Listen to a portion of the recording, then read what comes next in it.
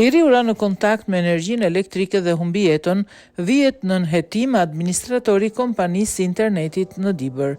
Ditën e djeshme, një 31 vjeçar nga fshati Renzi Dibrës ka humbur jetën pasi dyshohet se ka rënë në kontakt me rrymën elektrike, teksa ka qenë duke riparuar një defekt në kutinë shpërndarëse të internetit në një shtyllë tensioni. Viktima është tetësi Andi Sulejmani, i cili la pas 2 fëmijë të vegjël.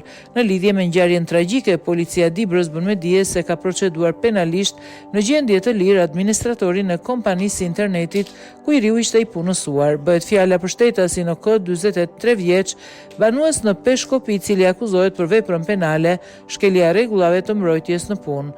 Materialet proceduriale janë referuar prokurorisë së Dibrës për veprime të mëtejshme.